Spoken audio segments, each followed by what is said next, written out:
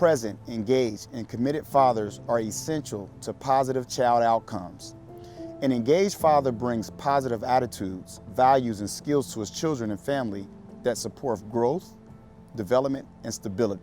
There are unique contributions that only a father can make that nurture their children differently from their moms.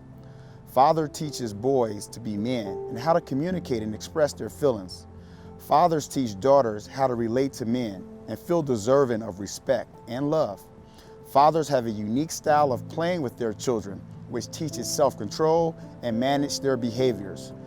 Fathers stimulate risk-taking and independence. They promote respect and rules for discipline. The undeniable truth from what so many of us know in our hearts to be true is that children and families greatly benefit from having the presence and participation of a nurturing father. Furthermore, we as fathers know the incomparable joy, growth, and sense of well-being that is available to us through our children and family relationships. When I think about parenting my own children, I often find myself returning to my boyhood and opening up that toolbox that my father provided to me. This toolbox is filled with guidance and support. Most importantly, it's filled with love of a father to his son. I parent my children with the same principles installed in me by my father. He's the greatest man I know.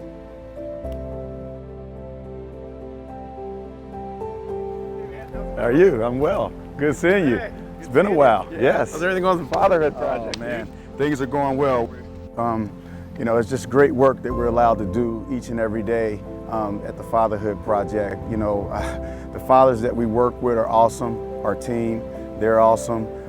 And, you know, we have an opportunity to make an incredible impact. And Mark, those are the things that on a day-to-day basis really just impassions me just to be great every day, because the fathers we work with, they want to be good dads, and they're doing that each and every day. And children are having an opportunity to have involved, committed, and nurturing fathers on a day-to-day basis, and that's what it's about. And so as soon as you ask me that question, the goosebumps start flying, because this is what the work is about, you know, changing the course for fathers and families. And we're extremely blessed at the Fatherhood Project to have the opportunity to do that.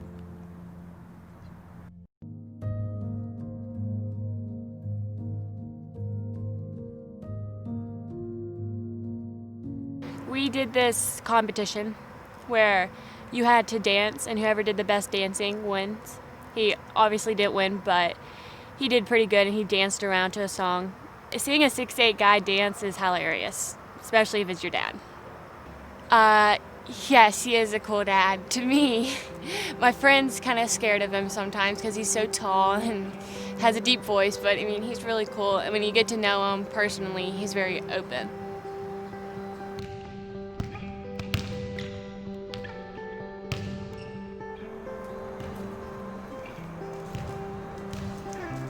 It's an honor to get a chance to be a part of the Talbert House. You know, you invited me to when I first got in town last year, and I was blown away by not only the participation and amount of people that invested their time and resources into it, but the overall concept. And it truly is an honor, and I'm humbled to be here today to get a chance to talk about what I've done to get to this point and the people that have influenced me, especially the father figures in my life. You gotta have truth tellers in your life. For sure. My wife's a truth teller, Jason's a truth teller, my dad was a truth teller, my brother's a truth teller. They tell me, hey, you're not balanced right now. So the ability, so what I've done is I've really taken our team and made them a part of our family. So our guys are over at our house all the time. You know, they know my daughters, they know my wife, they know me.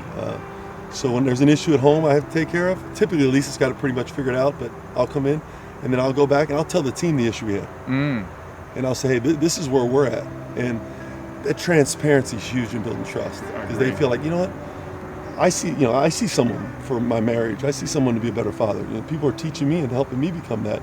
You know, let me put you in the right position to help you and do some things. And we got some unbelievable dads on our staff, and some men that really just pour into our players. And you know, I'm really proud of that. And I wish the Cincinnati community and our Cincinnati Bearcat faithful could see that on a daily basis, because that's probably what I'm most proud of. I want to talk about being a father figure to a lot of these players. You know, what's that like, and what's your style as far as being, there's one thing of X and O's on the court, but then there's off the court and issues you have to deal with? What's your style with that? Well, it's very much based and rooted in what I learned coming up as a young man with great parents. If you asked our players to give them one word about me, I would hope it would be consistent. Because I feel like I'm one of the more consistent people in their life, and I always want to, because that's what my dad taught me. Him and my mom as well just modeled what consistency was. Right. If he said he was picking you up, he picked you up. Absolutely. If he said he was going to be at a game, he was at a game. His consistency of effort into being a dad, and just the work that took place, that you provide for our family, each and every day, the best that he could. And it's equally rooted in being a parent for the last 14 years. And it's unbelievable, Alex, how that when I'm recruiting a young man, I'm getting to know their families, how that ties into me becoming a better parent. And how being a parent helps me try to be a better coach. So it's both ways. It's not just one way, because you meet so many families from so many different dynamics across the country. Parents from different places in the world, and different racial backgrounds, and just so many different dynamics that you get to go in the houses of. You really learn how other people parent and how other people do things. And it's been a tremendous learning environment for me. But to answer your question, specifically to our men, I tell their parents all the time, there's two things I promise. I'm going to love them, and we're going to go through adversity together. Because true love and true relationships are the ones you go through adversity with. So this is what I ask my players. I said, the greatest moment in your life to this point, and they'll tell me, who'd you call? I call my mom. The worst moment in your life to date, they tell me, well, who'd you call? I call my mom or dad. So my dad, I call on my best moment, and call my dad on the worst moment. I said, it's interesting, isn't it? And he's like, yeah, it's kind of like an aha moment for them. Like, yeah, they're my foundation. For sure. And there's what I learned from. So probably the other piece is patience, grace. I've learned that over time because my dad has had grace with me, as well as, I'm a religious guy, as well as, my father up in heaven. So I've learned those things in the relationships that I've had, and certainly want to pay those forward to our players and be able to be in their lives. And we tell our parents all the time as recruits, we want to be in your life for 50 years, right? We want to be an extension of the parents, and then we lay out how we're going to do that.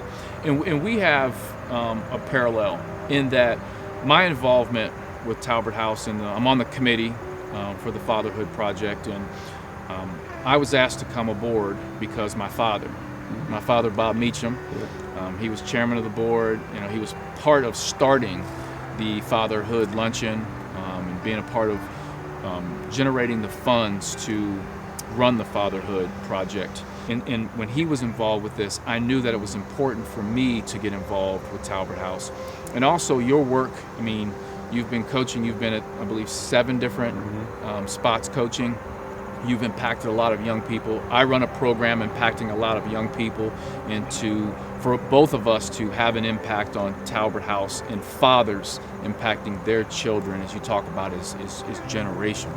So we definitely want to thank you for not only attending that luncheon, but also being our keynote speaker and sharing your words, because I think those are important for people to hear, because people will hear this message that might not normally hear that message because you're the head coach of the University of Cincinnati. There's no job I have more important to be the father of Jalen and Caitlin Brannen. But there's no more difficult job I have. And I want parents to understand it. It is the most difficult job we have. I'm the head coach of the University of Cincinnati. I'm blessed to be that. I'm humbled every single day to be it.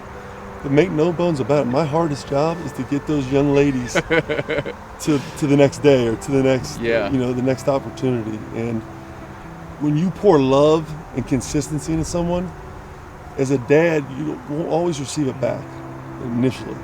And so my message to all the dads out there, pour it in, pour it in, pour it in, and watch it over time. He was always there for me no matter what happens. He's a great mentor, and he teaches me what to do in the right time, in the right place, and he was always just a big supporter. Thank you, Dad, for always being there when I need you. In the hard times, you're always there, and you always will be. And thank you for being the best dad, and I love you for all of that. You're amazing. And I think the real mark of it, and I haven't experienced this yet, is when I get to see my daughters parent their children one day. And I think going back to my dad before he passed, he loved to talk about basketball, but he always complimented me and my brother on what kind of fathers we were. It was never about, hey, you're a great coach, or great time out there. It was always like, man, you're a great dad. Yeah, that's And awesome. it was easy, Dad, because you were the model. And Yeah. that's what Fatherhood House brings, the model For sure. and the opportunity for those that want to learn to take the next step on being better dads. There's not a more important job. And it's an honor to be here with you today, and it's an honor to be a part of your organization. Yeah, well, And I hope thank you. I'm allowed to be for years to come.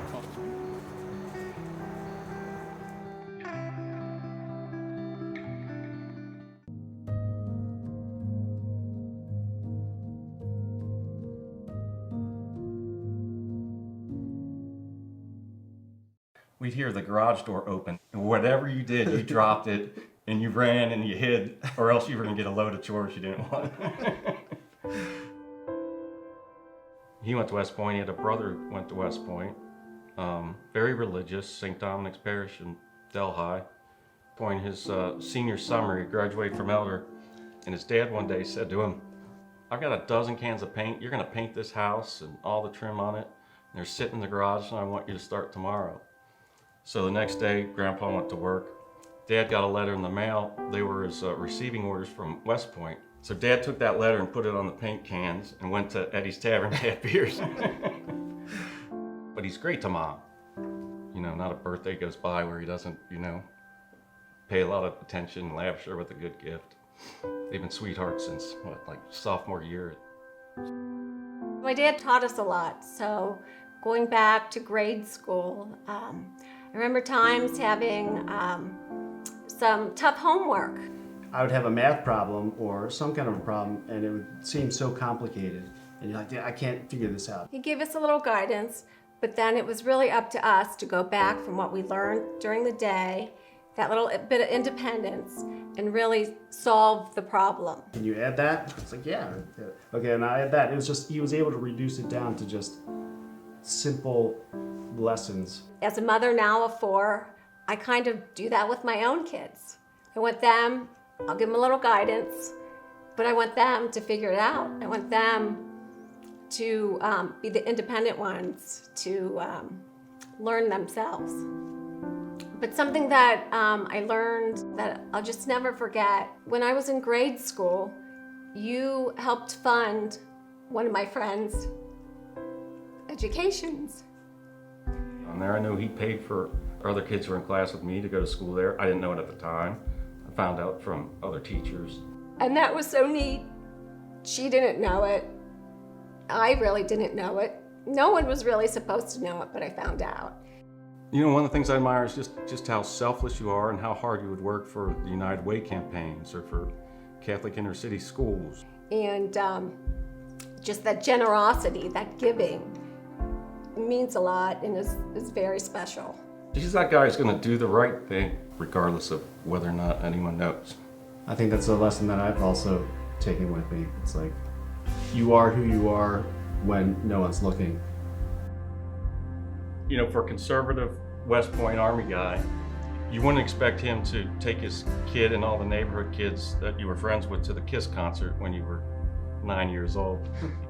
I think it was one of those wow experiences, like, this guy really knows what makes me tick. Like, he wants to share in my excitement over this rock band. Oh, I had the best time. The tradition that I loved growing up was our little Christmas excursions, and you continue that with the older girls, and it's just really a special time that the girls get to hang out with you and Mom, and I think that's so special that you have that.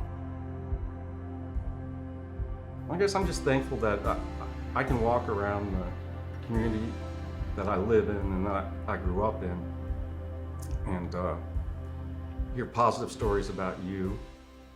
And as I'm raising my kids, I'll get a chuckle because I'll say something to my son and it'll be identical to the way my father would say it, how he said it, and my wife will look at me and just say, "You sound just like your dad." And it's a joke, it's funny, but I take that as a compliment. You really don't know how hard it is to be a parent until you become a parent. He just really encourages us to work hard in life.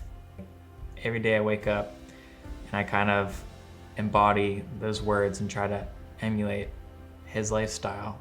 When we're up in Michigan and we're sitting around the breakfast table and the kids are all there and you're telling about your West Point days, and your ranger school. They're cracking up laughing, and I think it's really special to watch my kids laugh and you laugh with them, and I think that's a really special and a neat bond that you have with them. Papa, thank you for being an inspiration to me and always being there for me. I love you.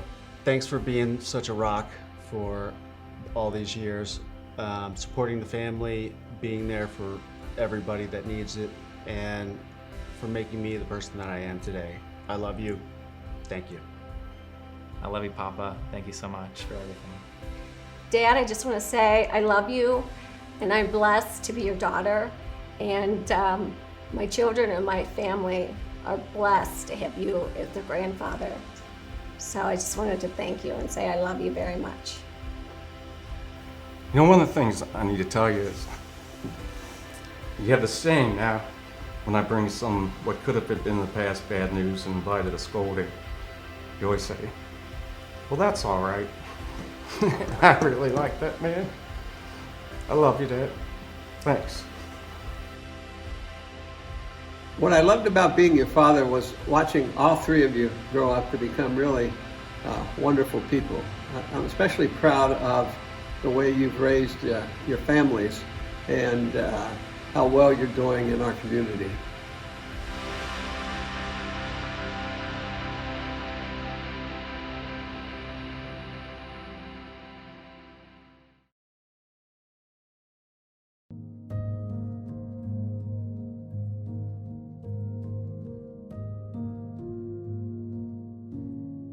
We were on a road trip and we were out west on one of the many trips that we went out there.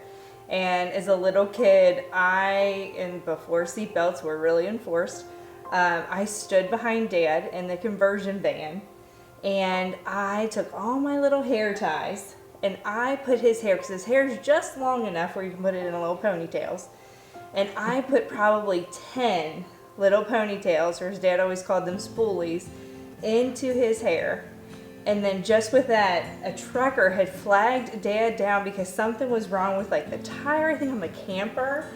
And so Dad kind of was distracted with that, didn't really remember that I had just done this to his hair. And he steps out of the van and goes and talks to this trucker. And the trucker's like, okay, cool, fix that. And the trucker left. And Dad gets back in the car and we were all busting out laughing because Dad did not remember, and he was just so embarrassed that he just got out of the car and talked to this complete stranger with all of these little teeny tiny ponytails all over his head. Dad always taught us to enjoy the little things in life, and because those little things add up to become the big things. And I think it's those moments of just, sorry. But I think you're right. I mean, Dad did that. He made ordinary moments extraordinary because he did that. He could just take a regular day and turn it around. Yes, and it was like just grabbing a picnic and going to Mount Echo, or grabbing a bucket of fried chicken and going down to the Serpentine Wall and just having dinner together. And just, I mean, to others, like a trip down to Mammoth Cave might not be something, but for us it was a big deal. And like those are the memories that I have, and like it's shaped, like being able to explore and appreciate the day in and day out, and just being able to spend time with each other, and like the foundation that family does come first. And so it's those little things that we did together that like made us realize just how important and special our family is. Yeah. Sorry. I think that's why Dad imparted on all of us that we should love our jobs, because like how you spend your days is how you spend your life. And so every single day was important, and Mom totally got that and reinforced that. He loved his job, and I think it was natural for him because he was just always curious as a kid and continues to be curious today. I mean, teacher, coach, principal, because he helped nurture that in other people too. Mom and Dad really let us make mistakes throughout our lives, still making them today. And you watch how they handled those situations, how you discipline kids, how you raise them, how you develop them, mold them into what you want them to become. And so for me, I think that's probably the biggest thing I take away with my kids. I remember going out to the garage one time. Dad had asked for, I don't know, like a hammer or a pliers or something else like that. And I went out there real quick. I probably wanted to play with my friends, and I looked, didn't see it, went back inside, said, "Your pliers isn't in the garage, Dad." And he says, "It's not in the garage, you didn't find it." I said, "It's not there." "Are you sure that's the answer?" And I thought about it, I was like, "Yep, that's the answer, it's not there." He goes, of course he goes right out, he finds the pliers, and he says, "You need to be honest with yourself, and you need to be honest with me. You can't lie to me, you didn't look hard enough." And so it's like, wow, is that, it's a mistake, right? But it's also like that honesty, like be honest with yourself, figure out what you're good at, be honest with other people, be honest in relationships. It all comes back to that. It really does. I was always so proud, all the time to say I was Tom Otten's daughter, like still am. I mean, I really loved being married, loved our family. I couldn't have chosen a better thing to do with all those years than be with family. Dad, thank you for teaching all of us how to have a life in balance, because you taught us to be hardworking and fair and live in the moment while also setting our sights on the future. Just always being there and encouraging me, tell me I can do things that I wouldn't have believed I could. Dan, I want to thank you so much for being there for me every single step of the way. You were there with words of wisdom, a shoulder to cry on, a hand to hold. It was all those little nuggets, I think, that you store away, and then you start realizing when you become a dad yourself how important those pieces are. Every moment that you shared, we watched, and we saw how much you worked so hard, but then we would have so much fun, and that work paid off. But I find myself today a better dad, a better worker, and a better person because of you. Thank you. Thank you for being the foundation of so much of what is good in me. Always knew the right thing to say, and I just want to thank you so much, because you are a rock, and you're a rock to me, you're a rock to Mom, and you're a rock to our whole family.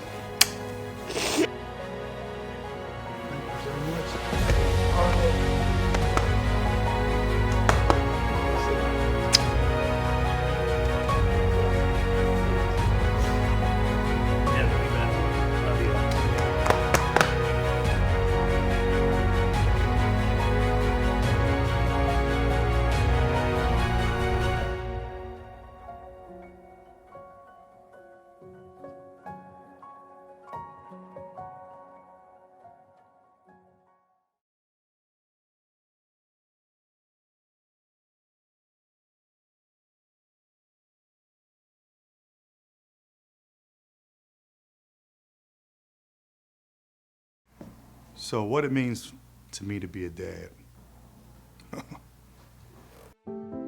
I'm Dakota, and I love my daddy so much, and he play fights with me, and I like his food, and he's so cute, and I love him so much. I love my dad because he's still there for me at times that I need him, and he's fun to be around. Sometimes, like, we will just, like, be play fighting or something. Like, he think he could beat me, but he know he can't. I don't know why he still try. He know he can't beat me. my dad is not your average dad. He's probably more fun, in my opinion. He's probably more fun than your dad. He's very adventurous, you know. He does a lot of off-the-wall stuff. But when it's time to be a dad, he definitely does buckle down and does part. He's tough on, you know, manners, rules, you know, same type of grade, schoolwork. You know, all dads are pretty unique, but mine's unique in a different way. And I like the way he's different, you know. There's certain things that certain dads do that mine just do better, you know what I'm saying? When you think about it, being a junior is like the fact that you carry on someone else's name. It's like whatever they did, you know, the name has like a meaning to it, like a deeper meaning to it. It's not just your name, but it's a shared name with someone else who can also be great with you throughout your life. A lot of people in this time don't really have their father, and I think it's very important for every child to grow up with a mother figure and father figure. My dad is there for me at times when I need him. Even though I'm always in trouble, I know it's for a good cause and it's gonna help me in my future. My father keeps me safe and I can trust him with things, and he's a good person and many more. He's a giving person, a caring person. My dad had a big impact in the community. And before the bike stuff, he was already well known. You know, he pretty much got out there. Dallas' last name is pretty well known. Sometimes I'll be walking down the street or in the store and they're like, hey, you Demetrius' son? Yeah, that happens a lot. But I think he had a big impact. All the neighbors know us. We're you know, pretty friendly, on friendly terms with all neighbors, and all the kids, you know, hey, Mr. Dallas, when they go by. I think he had a pretty important impact on the community. I think my daddy giving away bikes to kids is a good thing, especially because they're free. And I think that's very generous and kind. Because he doesn't have to do it, that's a choice he makes on his own. You know, this whole community cycles thing, it's not just about making bikes, you know, it's about making the community happy. And, you know, part of being a father is to make their child happy. And with that, it was kind of him being a father, not only to us, but a father to the community in a way. And he impacted a lot of people's lives, and he still do to this very day. I think he helps out a lot of people, not even just with bikes, just with stuff in general. He's pretty helpful. And people help him back too. Well, he makes me a good daddy because he always helps me with things I need and with things that I can't get. My kids mean the world to me. Pre-fatherhood, what it meant for me to be a dad was just simply being there, just the basic stuff, going to work, feeding the kids, picking them up on the weekends, and just trying to make it to every game. And that's kind of what fatherhood was pre-fatherhood. It was just kind of cookie cutter. Post-fatherhood, what it meant for me to be a father was just one word, and that's growth.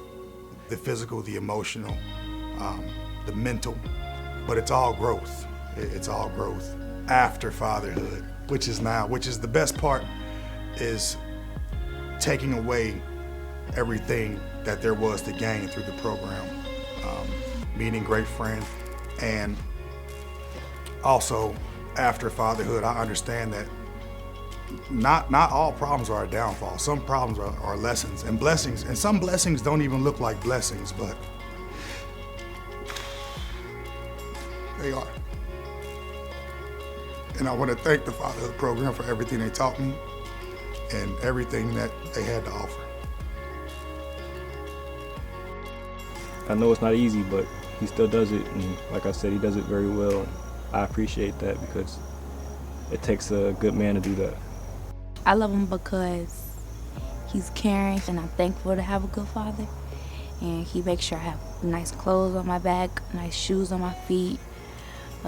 He cares about my education, which is gonna be good in my future. I think he's a role model. He does a lot of things for the community, for himself, for us. I think it's definitely something we can pick off of and maybe even improve on. To me, he's pretty much a hero for me because You know what I'm saying? Like, he's there. You know, he helped me out throughout life. And without him, I don't know where I would be today. They say there's no perfect father, but he's pretty perfect for me. You know what I'm saying?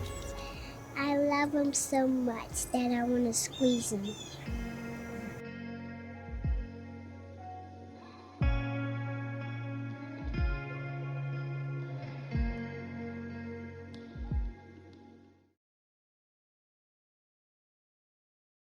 Even through the pandemic, our staff have, remained steadfast, stayed committed to the mission of really assisting fathers and eliminating barriers in their lives. Our case managers are reaching our fathers at a higher rate now during the pandemic than they were prior to the pandemic. And a lot of that is through the virtual platforms, the Zooms, the Teams.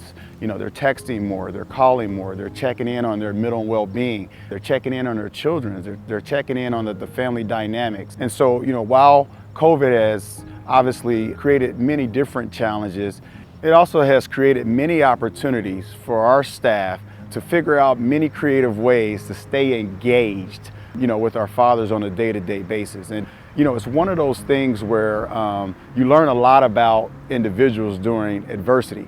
We've learned a lot about our staff, but more importantly, we've learned a lot about our fathers.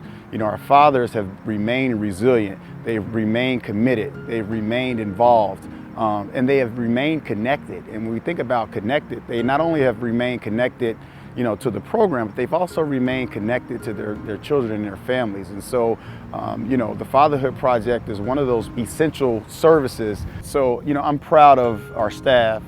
I'm proud of our fathers. I'm proud of the resiliency that we have shown through these challenging times. This shall pass.